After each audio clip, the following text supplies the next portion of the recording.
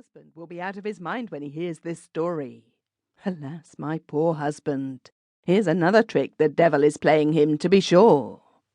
The Commandant asked what about her husband, and she told him that it was just her dear husband that she had come to him about, to present a letter from the colonel of the Picardy regiment. The Commandant put on his spectacles, recognised his friend's crest, and skimmed the note.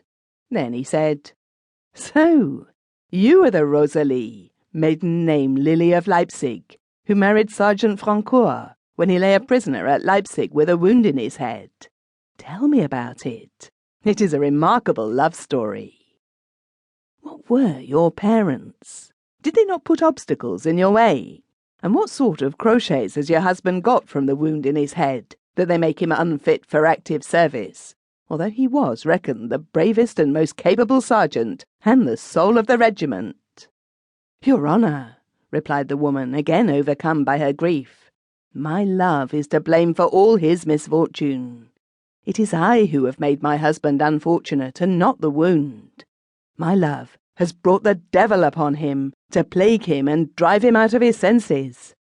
Instead of putting the soldiers through their drill, he sometimes begins to show them great leaps, to which the devil prompts him, and expects them to repeat them after him. Or he pulls faces at them which make them tremble in every limb, and expects them, for all that, not to move a muscle.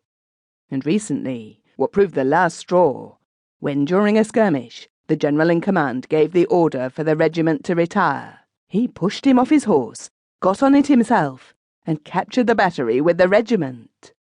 "A brick of a fellow!" shouted the Commandant.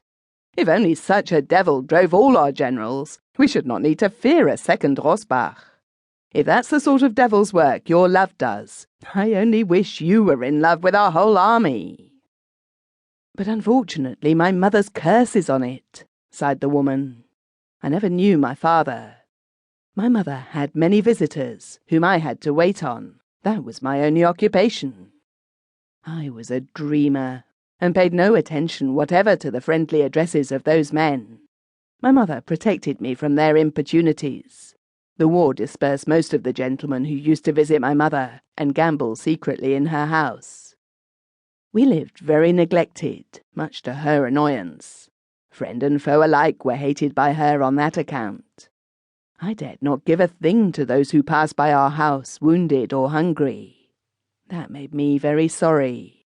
And one day I was all alone preparing our dinner, when a lot of wagons passed by with wounded, whom I knew by their speech to be Frenchmen captured by the Prussians. I wished and wished to go down to them with the food that I had prepared, yet I feared my mother. But when I saw Francoeur lying in the last wagon with his head bandaged, I don't know what came over me. My mother was forgotten. I took soup and a spoon, and without shutting up the house, ran after the wagon as fast as Pleisenberg. I found him. He had got down by that time. I addressed myself boldly to the wardmaster, and soon managed to get the wounded man the best straw that there was. And when he was laid there, what bliss to hand the warm soup to a man in his need.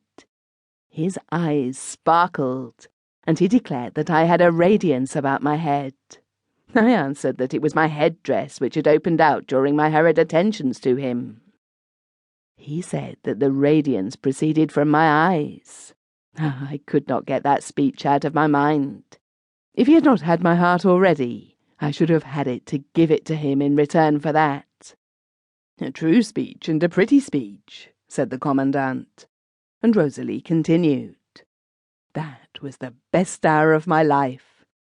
I gazed at him more and more eagerly, for he declared that it did him good, and when at length he put a little ring on my finger, I felt richer than I had ever felt before."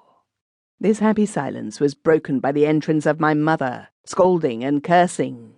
I cannot repeat what she called me, although I was not ashamed, for I knew that I was innocent, and that he would not believe any evil of me.